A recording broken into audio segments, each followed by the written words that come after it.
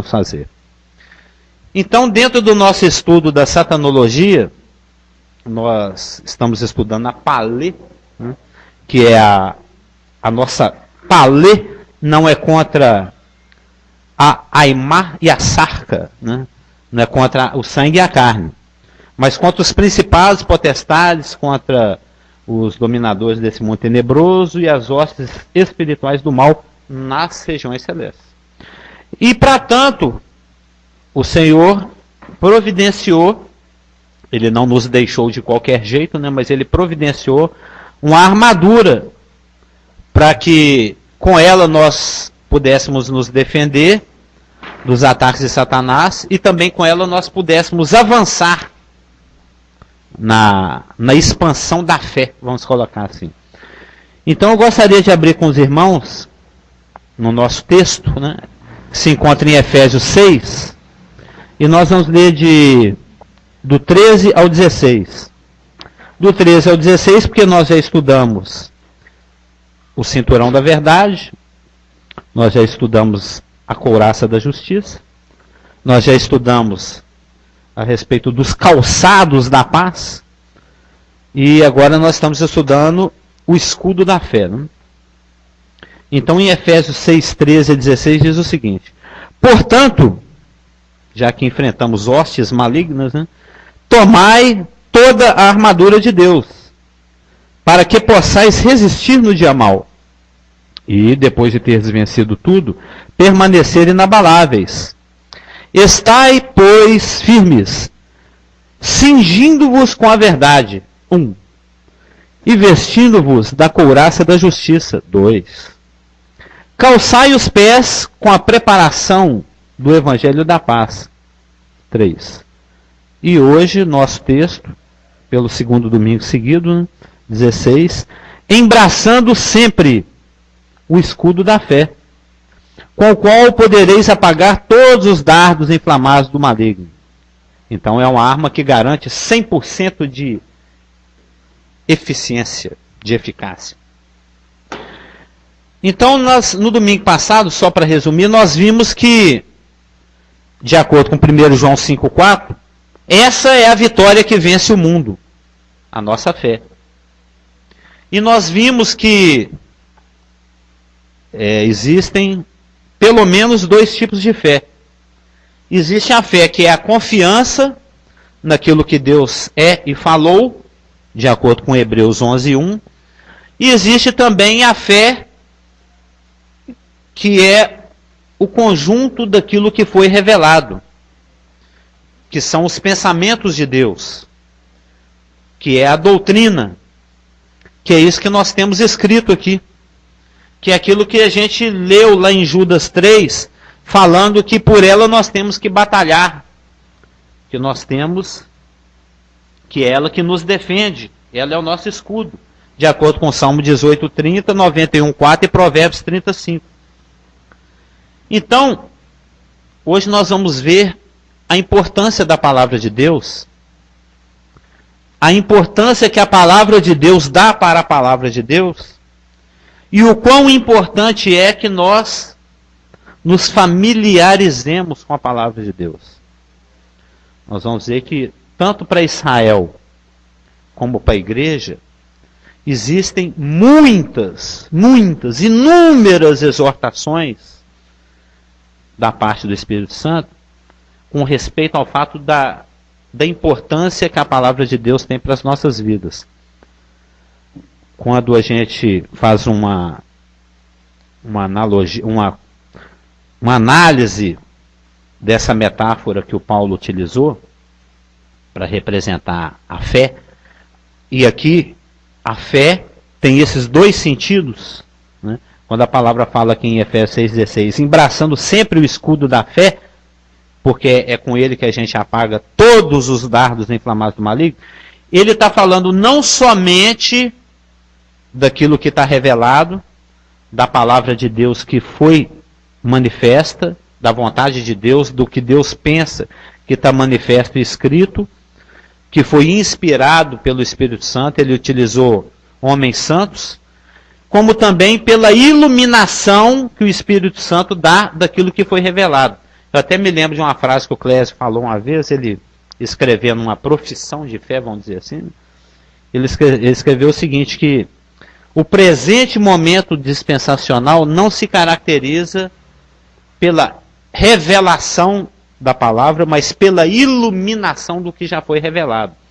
É uma questão da gente estudar com atenção João 16, onde fala da relação do Espírito Santo com a igreja, da relação do Espírito Santo com o indivíduo e da relação do Espírito Santo com a palavra. A gente vai ver que existem muitos aspectos. Ele ia nos lembrar aquilo que já havia sido revelado, ele iria iluminar aquilo que estava sendo revelado, e ele iria nos anunciar as coisas que ainda haveriam de acontecer. Isso tudo a gente encontra no Novo Testamento, que é a questão histórica, ele nos lembrando aquilo que já aconteceu, que é a questão doutrinária, que é ele nos ensinando aquilo que está revelado, e que é a questão profética, que nós estamos estudando na casa do pastor Geraldo, que é o livro de Apocalipse, que é a revelação das coisas que vão acontecer depois dessa. Então a palavra tem esse aspecto triplo, né? Ele é histórico, ela é histórica, ela é doutrinária e ela é profética, né? Ela é completa. E então essa fé que está sendo falada aqui em Efésios 6,16 não é apenas o que está revelado, mas também fala da confiança que devemos ter daquilo que foi revelado. É isso que nos defende. É isso que apaga os dardos inflamados do maligno. O maligno, ele lança um dardo, porque ele quer te roubar, te matar e te destruir. Ele fala assim, perde salvação. Joga lá no coração do Carlos Augusto. Esse dardo ele jogou inúmeras vezes contra você, né? Eu me lembro, tem 20 anos que você parou de me perguntar isso, né? Durante 20 anos o Carlos Augusto perguntou, seu irmão, a gente perde a salvação?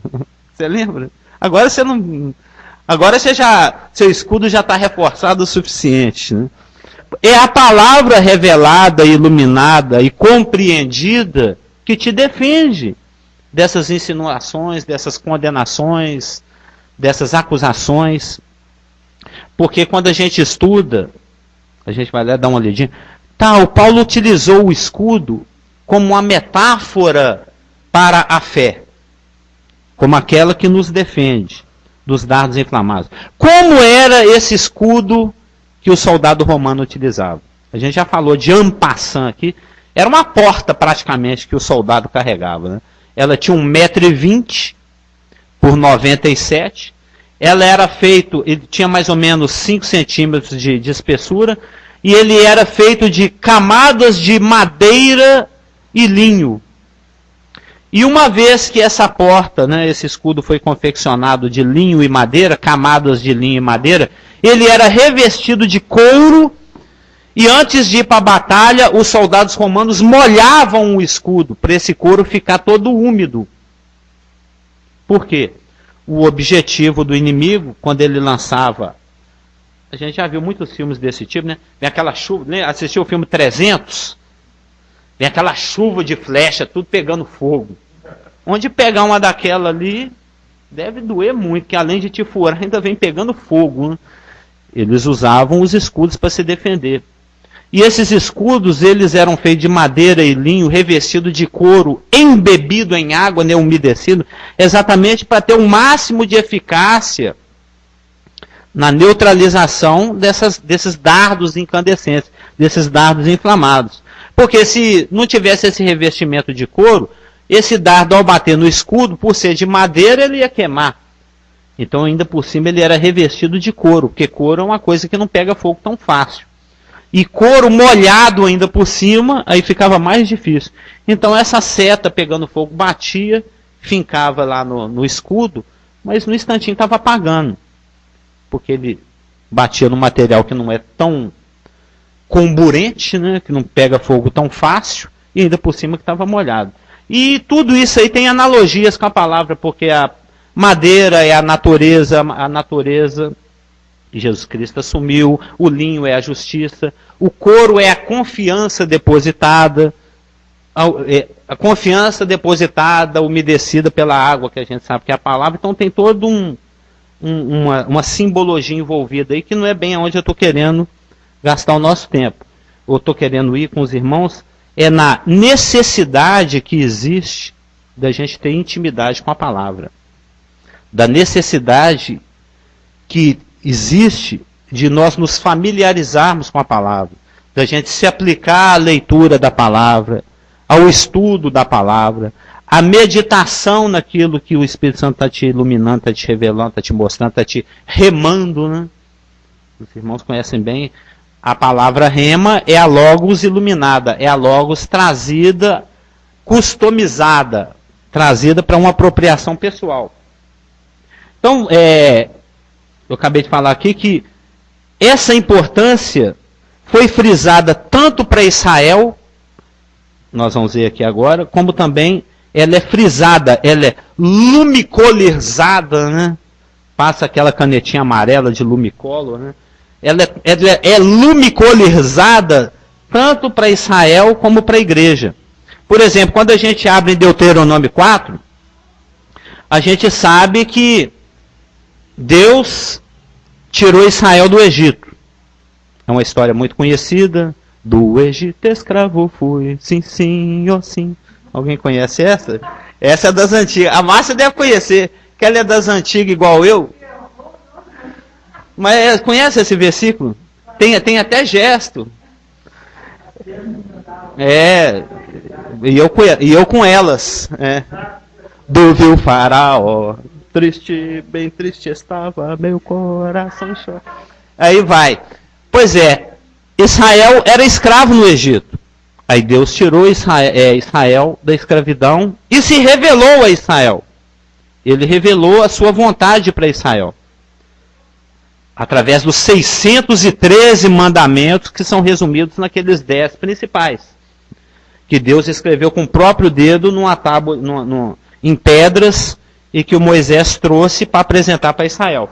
Então Moisés foi o instrumento através do qual Deus manifestou e revelou a vontade dele para o seu povo.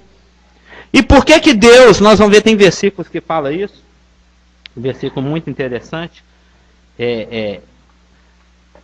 ele queria que Israel fosse um povo show, um povo diferente de todos os povos. A Marlúcia estava falando isso hoje, ela é uma garota show. Né, conversando com a Jéssica, estimulando a Jéssica a ter mais fé e tal. Muitas vezes as pessoas lá no serviço dela comentam: nossa, a Marlúcia é uma pessoa tão bacana, não sei o que lá, blá blá blá, ela é diferente. Aí a outra comenta: não é porque ela é crente. Aí a outra fala: eu sabia. Sabia. Quando é diferente assim é porque é crente. Isso é um bom testemunho, isso é bom de acontecer. É isso que Deus queria com relação a Israel. Poxa, mas esse povo aí não adora a pedra, não adora o pau, não adora a madeira, eles são diferentes, né? Não é porque esse aí é aquele povo que Deus tirou lá do Egito. Eu estava até lendo outro dia uma passagem de Samuel, os filisteus falando assim: mas por que a gente vai brigar com o Deus desse povo aí? O Deus desse povo foi aquele Deus lá que arrebentou com o faraó e a casa dele. Então existe um testemunho. Então quando a gente abre, por exemplo, em Deuteronômio, e Moisés, por ser um instrumento de Deus para manifestar a sua vontade, ele colocou essa urgência, essa necessidade da importância da palavra no coração de Moisés, para que Moisés transmitisse isso para Israel. Então vamos ver algumas passagens onde isso é exortado e mostrado, enfatizado e lumicolizado. Né? Em Deuteronômio 4, 5 e 6 diz o seguinte: Moisés, falando, né, dando o nomos pela deutera vez, né? Deutero, segundo nomos. Lei. Ele está olha só, o próprio nome do livro mostra a importância. Porque lá em Êxodo Deus já tinha dado a lei para Israel. E a coisa era tão importante que Deus falou de novo. Ele deuteronomou, né? Nomos é lei. E deutero é pela segunda vez. Ele está falando a lei pela segunda vez. Ele está deuteronomando. Ele está repetindo a lei. Israel, porque ele tinha dado a lei 40 anos antes, quando Israel saiu do Egito. Né? Assim que saiu do Egito, atravessou o Mar Vermelho, Moisés subiu o Monte Horebe, aí a lei foi dada, lá no Sinai. Só que teve a questão do pecado, Israel ficou rodando no deserto por 40 anos, então eles aqui, o povo de Israel está prestes a entrar na terra prometida 40 anos depois de ter saído do Egito. Então ele está repetindo a lei, trazendo a lei à lembrança novamente. Ele está deuteronomando, né? Dando a nomos pela segunda vez. Por causa que é importante. Então ele fala no Deuteronômio 4, 5 e 6. Eis que vos tenho ensinado estatutos e juízos, como me mandou o Senhor. Isso é Moisés falando. O meu Deus. Para que assim façais no meio da terra que passais a possuir. Eles estão prestes a entrar na terra prometida. Guardai-os, pois, os estatutos e juízos, né? A vontade de Deus revelada, e cumpri-os, porque isso será a vossa sabedoria e o vosso entendimento perante os olhos dos povos que, ouvindo todos esses estatutos, dirão ao testemunho: certamente este grande povo é gente sábia e inteligente. Olha, eles têm uma lei, eles têm um estatuto como ninguém tem. É a própria mente de Deus revelada para esse povo. Uma lei minuciosa, uma lei que vai a cada detalhe do dia a dia. É Deus demonstrando o seu cuidado para com o seu povo. É Deus revelando a sua vontade. É assim que eu quero que você se comporte na sua casa, no seu casamento, com seu escravo, com a sua horta, com o seu rebanho, com o seu cocô. Ensinando tudo. Ensinou detalhadamente, minuciosamente. E os outros povos olhavam e falavam: puxa, mas que povo diferente esse, né? Que Deus criterioso, que Deus minucioso, que Deus atento, que Deus zeloso. É uma palavra que até aparece na palavra. Então, dentro do livro de Deuteronômio mesmo, nós vamos ver umas 7 passagens. Passando poucas páginas aí, no 6... de 3 a 9. Uma passagem conhecidíssima, é o Shema. Né? Shema Israel. Quem gosta aqui de judeu conhece bem essa passagem. O 6,4 é celebérrimo, né, o caso Augusto? Passagem do 6,4, Shema Israel. Então, o senhor Clausen que o diga. Né? Então, 6 de 3 a 9 diz o seguinte. Shema, né? Ouve, pois, ó Israel, e atenta em os cumprirdes, e os cumprires, para que bem te suceda, e muito te multipliques na terra que mana leite e mel, como te disse o Senhor Deus dos teus pais. Ouve, Israel, o Senhor nosso Deus é o único Senhor. Amarás, pois, o Senhor teu Deus de todo o teu coração, de toda a tua alma e de toda a tua força. Estas palavras que hoje te ordeno estarão no teu coração. Tu as enfiarás dentro da cabeça dos teus filhos, as inculcarás, e delas falarás assentado em tua casa, andando pelo caminho, ao deitar-se e ao levantar-te. Também as atarás como sinal na tua mão, e te serão por frontal entre os olhos, e as escreverás nos umbrais da tua casa e nas tuas portas. Lembra ontem quando nós chegamos na casa do Clausen? Que tinha um negocinho lá na porta dele? É isso aqui. É o Deuteronômio 6,9. Ou seja, Deus está frisando a importância da palavra. É importante que vocês guardem, é importante que vocês conheçam, é importante que vocês se familiarizem, é importante que vocês tragam isso sempre à lembrança, para onde você olhar, você se lembrar dela, e é importante que você transmita isso para os seus filhos. Exato. É a forma como o judeu, que é o escudo, é a fé. É assim que ele professa a fé dele, que ele manifesta, que ele dá importância para o que Deus fala. Né? Deuteronômio 6, de 3 a 9. Já no versículo 20 e 25 do mesmo capítulo, diz o seguinte: quando teu filho no futuro... Deuteronômio 6, de 20 a 25. Quando teu filho no futuro te perguntar dizendo: papai, papai, que significam os testemunhos e estatutos e juízos que o Senhor nosso Deus vos ordenou?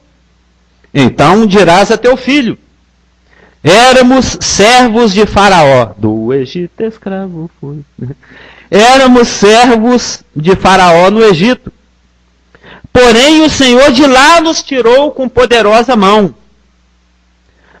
Aos nossos olhos fez o Senhor sinais e maravilhas. Traduzindo, ele provou o seu poder. Então, ele é digno de confiança. Né? Grandes e terríveis contra o Egito e contra Faraó e toda a sua casa. E dali nos tirou para nos levar e nos dar a terra que sob juramento prometeu a nossos pais, Abraão, Isaque e Jacó. 400 anos antes.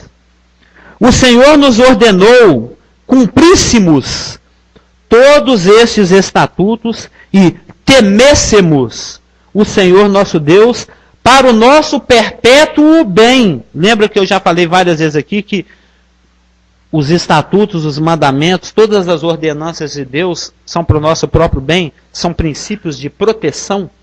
Não é para mostrar quem manda. Também é, porque Ele é Senhor e Ele é soberano. Mas é para o nosso bem. Trazendo numa aplicação aqui para a igreja, sendo que existem também versículos muito semelhantes lá nas cartas pastorais, nós vamos ver, que se equivalem a esses aqui. Para nos guardar em vida, como tem feito até hoje. Será por nós justiça, quando tivermos cuidado de cumprir todos esses mandamentos perante o Senhor nosso Deus, como nos tem ordenado. A importância. E isso não era importante, e não tinha exceção não. Outro dia eu ouvi um absurdo na televisão, só para trazer uma aplicação para cá. Um certo político foi pego em corrupção. Aí o repórter chegou para ele, mas deputado, você como aquele que legisla, né, leges lei, como aquele que cria a lei, você deveria dar o exemplo.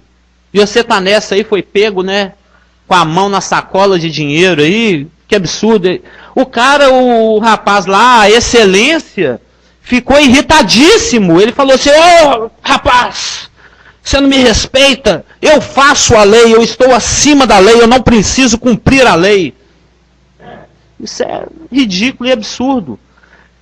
E Deus, sabendo que existe esse tipo de engano e atitude no coração do homem, ele sabia, o dia que eu constituir rei sobre vós, que eu sei que um dia vocês vão me pedir para fazer rei, que vocês vão enjoar de mim como rei, como aquele que manda, e vocês vão querer um rei humano igual todos os outros podem. Eu vou dar um rei para vocês verem o que é bom para tosse. Né? Vocês vão ver o que é ter alguém em Brasília, né? Em Jerusalém. Eu vou deixar um homem governar vocês. Só para vocês aprenderem. Isso já foi profetizado. E depois aconteceu Saul e etc. Então, ele diz aqui em Deuteronômio 17, de 18 a 20, que o rei não é exceção. Ele tem a mesma necessidade que o Zé Povão tem de conhecer a lei e de aplicá-la na sua vida, o rei também tinha essa obrigação. Não é porque ele é rei que ele é exceção. É uma das obrigações, olha lá, os deveres de um rei. Está aqui em Deuteronômio 17, de 14 em diante. E no 18 a 20 mostra alguns dos seus deveres. Um deles era, Deuteronômio 17, 18. Também, quando se assentar no trono do seu reino, escreverá para si um traslado desta lei num livro, do que está diante dos levitas sacerdotes, porque tinha uma cópia do livro da lei guardado dentro da Arca da Aliança, lá dentro do templo. Né?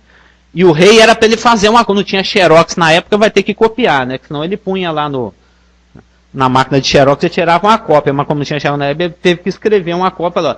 O rei vai fazer uma cópia e vai ter diante dele.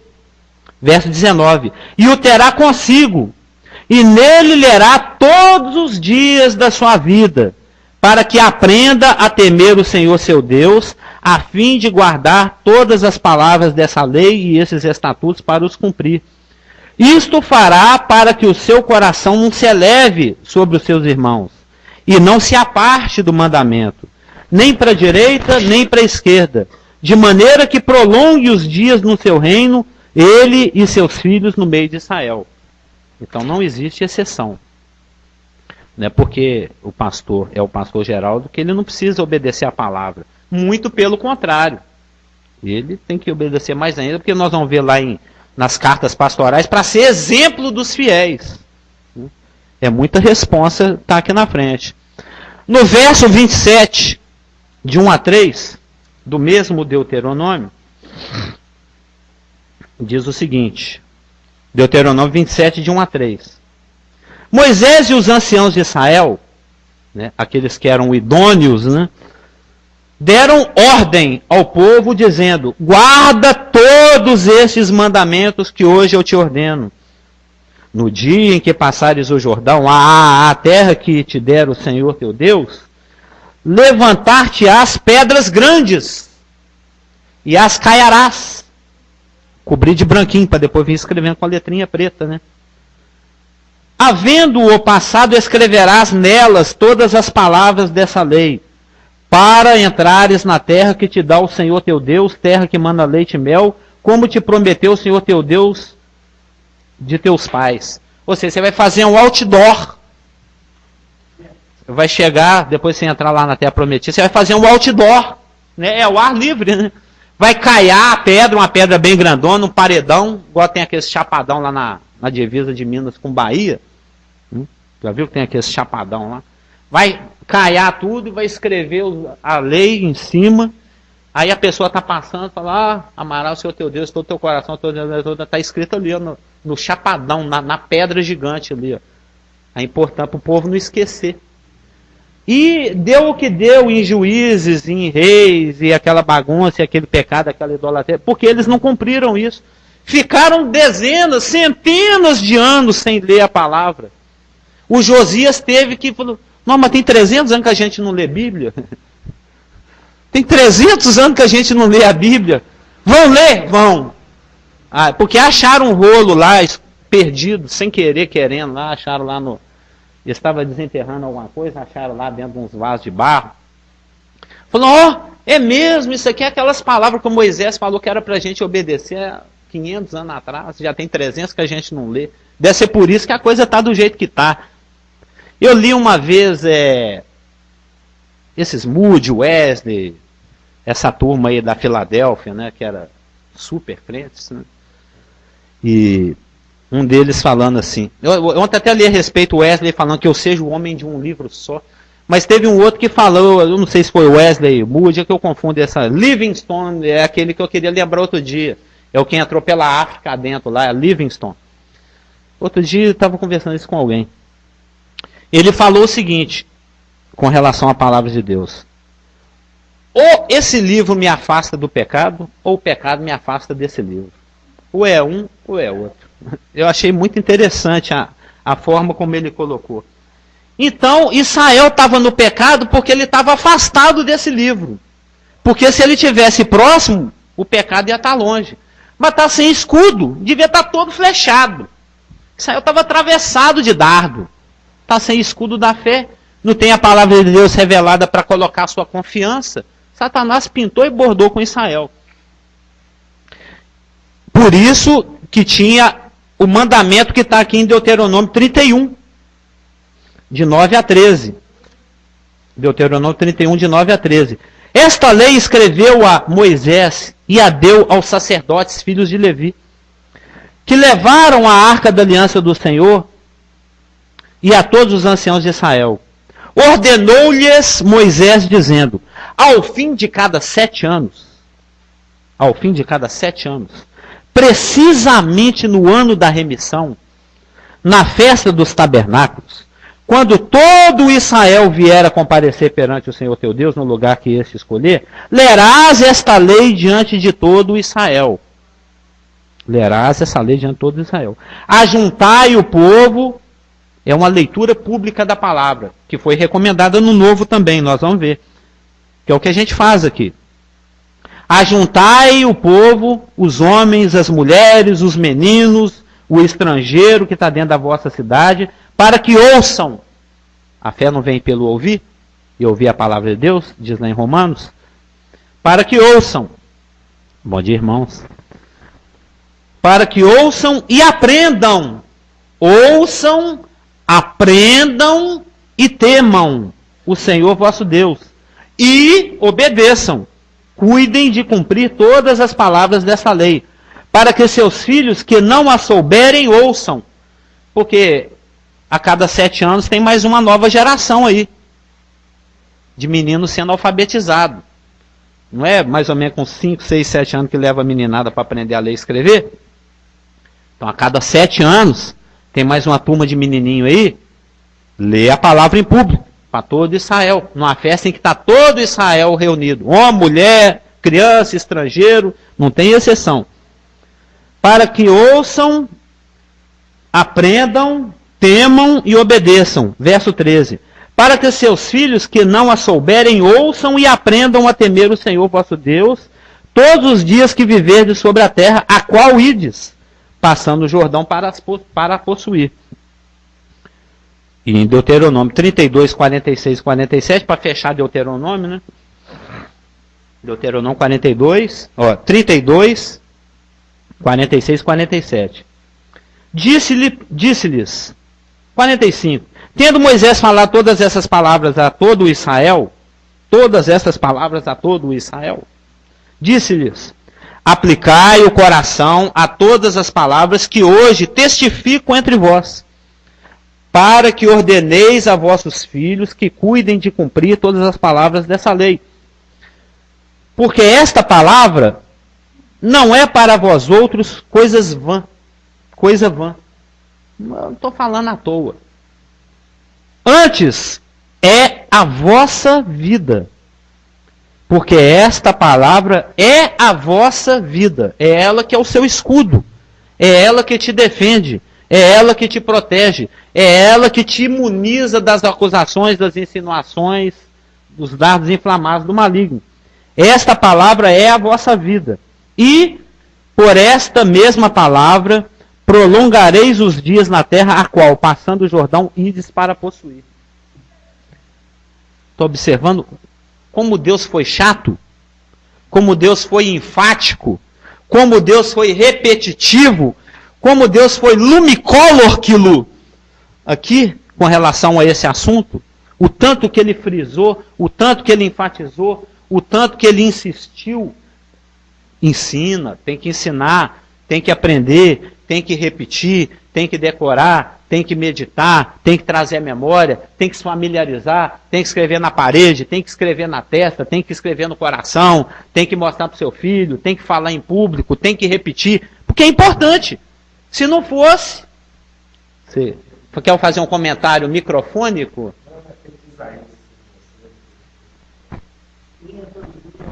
Exatamente, a questão da repetição. Por isso que no Salmo, quando você abre em Salmos, o primeiro Salmo, nos seus primeiros versículos, o que ele fala? Salmo 1:1. Ó aventurado dos aventurados, feliz dos felizes, o mais feliz de todos os felizes. Né? É isso que quer dizer no hebraico. Você pega os felizes, o mais feliz de todos.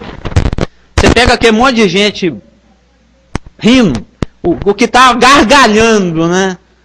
Ha, rindo à toa. Tem um narrador aí que quando marca gol ele fala isso, não fala? Ha, rindo à toa. É esse que está rindo à toa aí, ó. É o bobão, é o bobo alegre. Né? É aquele que não para de rir. Bem-aventurado, feliz dos felizes, né?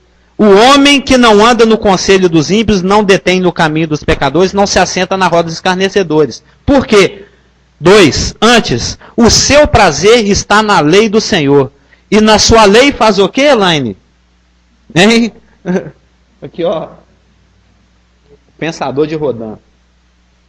Fica meditando. Como diz o pastor, ele traz do papo para a boca e, como é que é a palavra? Ele fica ruminando. Igual boi. Não é? O boi não senta. Ele come aquele monte de capim, depois ele senta lá, deita, sei lá, encosta. Não sei se boi deita, se boi senta. Quando eu sou muito rural, né? Eu sou um rapaz urbano. Ele vai lá, encosta de algum jeito, traz esse negócio de novo para a boca e fica. Já viu? A boca dele fica fazendo. E a baba escorrendo. E ele fica mastigando aquele negócio. O Senhor te traz a... Tem gente que tem o hábito do devocional, né? Eu tenho um que eu recebo lá pelo e-mail. Todo dia chega um versículo lá Aquele versículo é o versículo de eu ficar. Aquele versículo de Hebreus, hein? Onde isso pode me salvar? Aonde isso é vida para mim? Em que esse versículo me defende? O que eu tenho que obedecer aqui? Por que isso me defende contra Satanás? Aí Satanás vai ter uma opinião contrária àquilo ali, é óbvio. Para cada versículo da Bíblia, tem um versículo de Satanás. Se Deus fala assim, ó, no dia em que dela comer, certamente morrerás. Ele vem e não. É certo que você não vai morrer. É lógico que você não vai morrer. Pode pecar à vontade, filho. Não tem nada a ver esse negócio. Nós estamos no século XXI. Vai morrer? Tá doido? E a tecnologia? Entendeu? Então, em vez de você andar, se deter e se assentar na roda do escarnecedor, você fica... O Jordan vai até lembrar, né? Fica ali remoendo, pensando no versículo. Pensando. E se você não sabe de Bíblia, é culpa do seu pai. Porque tem a obrigação de te ensinar. Nós lemos aqui 200 milhões de versículos. Nós lemos... E isso não é incumbência da mãe, não é incumbência do pai. Entendeu? É incumbência do pai. Mas isso não quer dizer que a mãe também não precisa ensinar. Entendeu? Tanto é importante que o maior de todos os salmos, qual que é o maior de todos os salmos? 119, nós vamos lê-lo todo agora. A gente atrasa o almoço um pouquinho. São 176 versículos. É o maior salmo de todos. E ele fala a respeito de quê? Da palavra. Da excelência da palavra. Da necessidade da... Bom dia. Da necessidade da palavra. Da aplicabilidade da palavra em todas as situações e circunstâncias da nossa vida. Pode ler, eu até frisei alguns aqui de cor de rosa, eu ia ler, mas como o tempo está exíguo, né? Olha o rosinha, essa cor rosa é linda, né? Então, tem vários versículos aqui. Eu estava angustiado, eu me refugiei na tua palavra. Eu estava endividado, eu corri lá para a palavra. Eu estava em aflição, eu estava triste, estava alegre, eu me alegrei. Todas as circunstâncias. Exatamente. Ela se aplica. Exatamente. Está aqui no 9. De que maneira poderá o jovem guardar puro o seu caminho? Observando-o segundo a tua palavra. Por quê? Porque no mesmo Salmo 119, não, aí já no Salmo 19, 8b, diz o seguinte, que o mandamento do Senhor é puro. Então, como é que o jovem guarda puro o seu caminho? Observando-o segundo a sua palavra. Aí você conjuga com 19, 8b, que diz que o mandamento do Senhor é puro e ilumina os olhos. E é porque ele ilumina os olhos que você também conjuga com o outro do Salmo 119, 105, que fala que lâmpada para os meus pés é a tua palavra e luz para os meus caminhos. Ou seja, ela é harmônica, a palavra de Deus é harmônica. Deus ele não fala uma coisa ontem e fala outra coisa hoje. Ele é consequente. A palavra de Deus, ela tem... eu estava até lendo outro, acho que foi ontem. A Bíblia foi escrita em mutirão. Achei isso interessante o termo mutirão. Porque foram 40 escritores, aproximadamente. Mas ninguém falou algo diferente do que o outro tinha dito. Todos foram conduzidos pelo mesmo Espírito a falar a mesma coisa. Então, é porque a fé vem pelo ouvir e ouvir a palavra de Deus. Agora nós estamos indo para o Novo Testamento. Viu a importância que Deus deu para o judeu da necessidade da intimidade com a palavra. Essa mesma atitude, essa mesma veemência, essa mesma ênfase é dada no Novo Testamento. Porque ela que é o seu escudo, é ela que te defende. Aí lá em Romanos 10, 17 fala que a fé vem pelo ouvir. E ouvir a palavra de Deus. Por isso que lá em Colossenses 3,16 fala que a palavra de Deus deve nos habitar ricamente. Ou seja, você tem que ter muita familiaridade com ela. Ela tem que te habitar. Ela tem que te preencher. Você tem que ter muita familiaridade com ela. É ela que te salva. É na hora que Satanás jogar aquele dardo. Não, mas A Bíblia fala o contrário. Alguém está mentindo aqui. É Deus ou é a serpente? Aí a coisa vai ficar muito óbvia, né? Porque é pela fé que a gente vive, que a gente anda, que a gente se mantém firme, conforme a gente viu em 1 João. É a fé que vence. Essa é a vitória que vence o mundo, a nossa fé. É confiar naquilo que Deus disse. Então vamos, para fechar, nas cartas de Timóteo, porque Paulo está instruindo um jovem aqui, um rapaz, a como ser um bom pastor. Ele sabia que a hora dele já estava chegando, a hora dele ir se encontrar com o Senhor. Então ele mesmo fala com Timóteo, é da mesma forma que eu estou falando com você, que eu estou te ensinando a palavra e a importância da palavra, você também tem que instruir outros. Vai passando a bola. O meio de campo cruza para o lateral direito cruza para o craque marca gol. Vai passando essa bola. A coisa tem que ser perpetuada. E vem mais crente aí para frente. Como é que é? O pastor fala... vão em frente que atrás vem crente. Exatamente. Vão seguindo. Então, em 1 Timóteo 3, 14 e 15, observa, são 1, 2, 3, 4, 5, 6, 7, 8 passagens só nas 2 cartas de Timóteo, falando da importância da prática e da intimidade com a palavra. 1 Timóteo 3, 14 e 15. Diz o seguinte: escrevo-te estas coisas, escrevo-te, né? Algo escrito, esperando e ver-te em breve. Paulo falando com Timóteo, para que se eu tardar, fiques ciente de como se deve proceder na casa de Deus, que é a igreja do Deus vivo, coluna e baluarte da verdade. Ou seja, Paulo está escrevendo para que Timóteo saiba como que se procede na casa de Deus, que é a igreja. Então, o nosso conhecimento de como viver em corpo, a gente busca naquilo que está escrito. Em 1 Timóteo 4, 6 e 13, diz o seguinte. 1 Timóteo 4, 6 e depois 13. Expondo estas coisas aos irmãos, essas coisas que ele está escrevendo aqui na carta do para Timóteo, né, na primeira carta dele para Timóteo. Expondo estas coisas aos irmãos, a doutrina que está sendo revelada, serás bom ministro de Cristo Jesus, alimentado com as palavras da fé e da boa doutrina que tem seguido. Ou seja, é algo que tem que ser exposto aos irmãos. No verso 13, até a minha chegada, aplica-te a leitura pública. Tanto é que todo mundo tem um Bzinho aí que vai lá embaixo, lá, leitura pública, por implicação, né?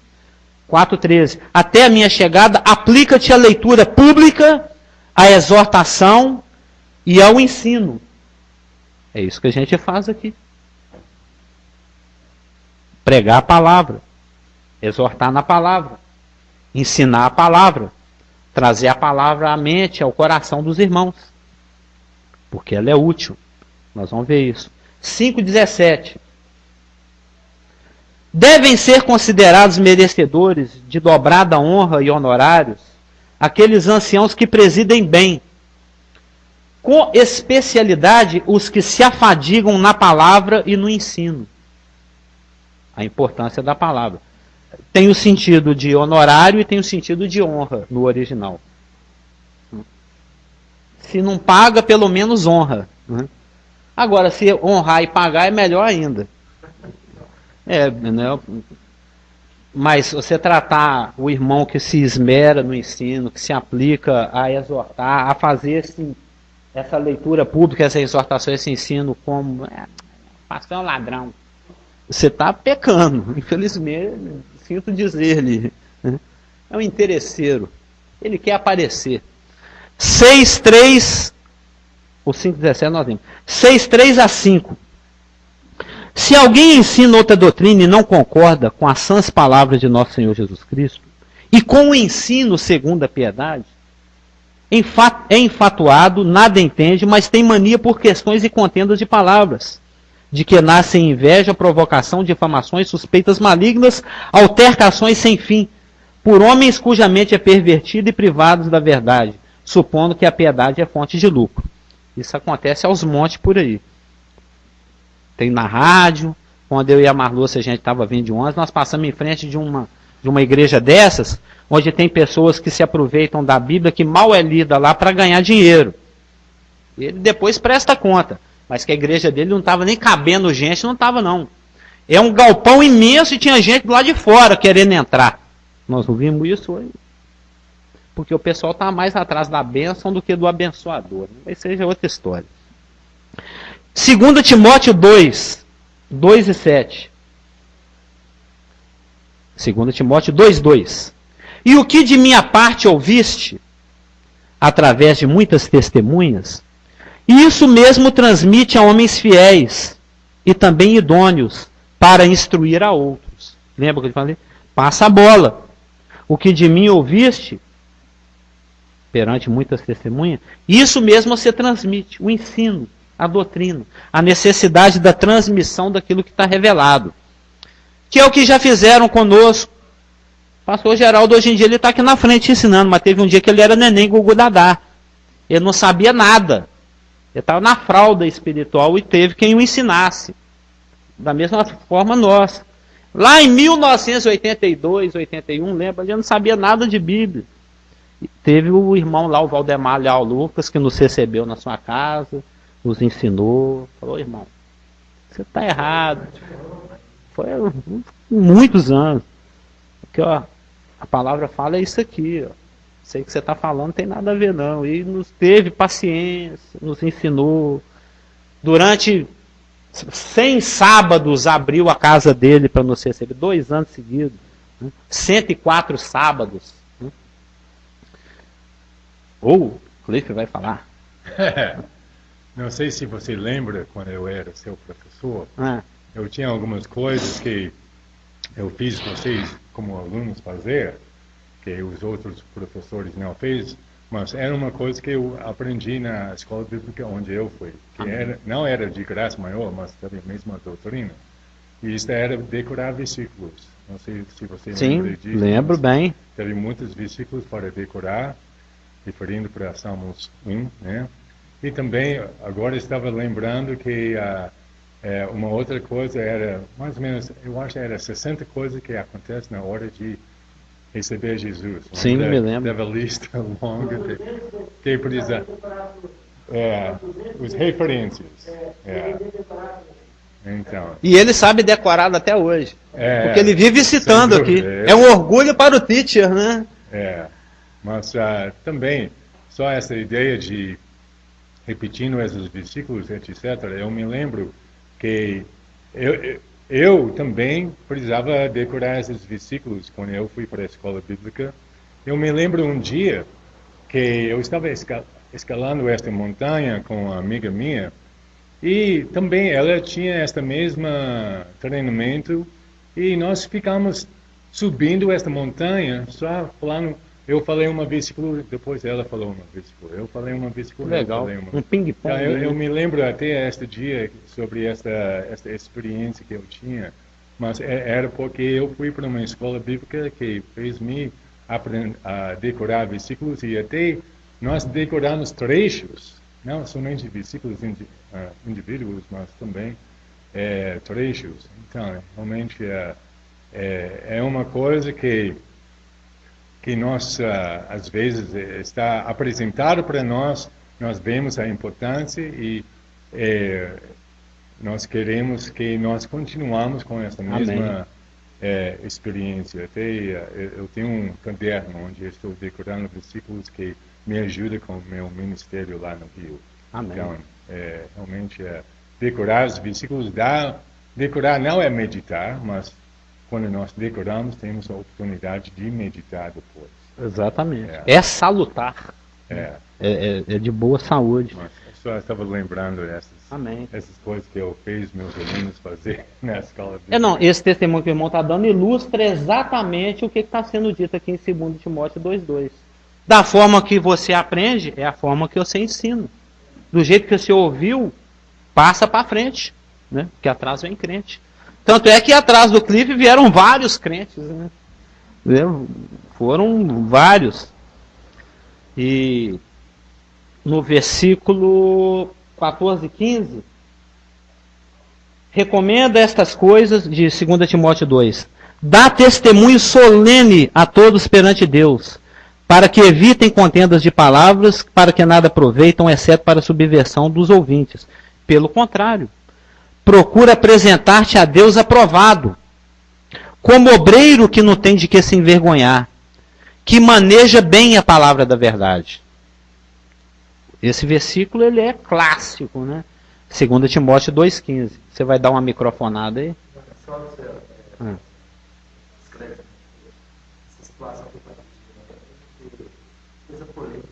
Exatamente. Ou seja, toda questão se resolve na palavra. Toda questão. Axiologia não cabe, né? Lembra? Axiologia é fora. Toda contenda se resolve na palavra. E para isso você tem que saber manejá-la.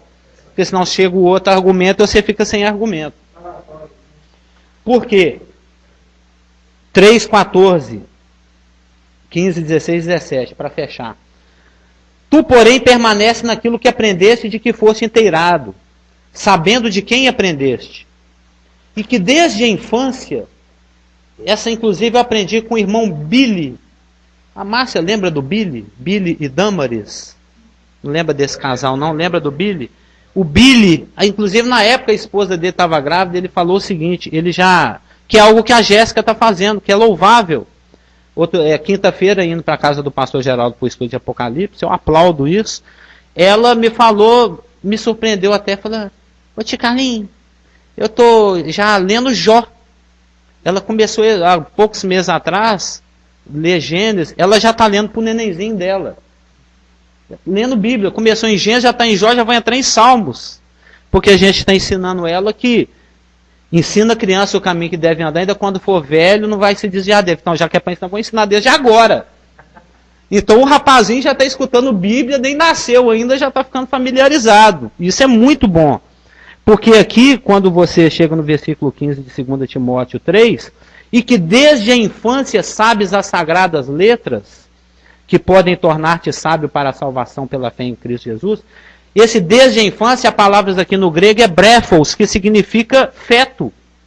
Então a avó e a mãe de Timóteo, que eram prosélitas judias, elas já liam a Torá, já liam o Taná, já liam a Bíblia para ele, desde que ele estava na barriga.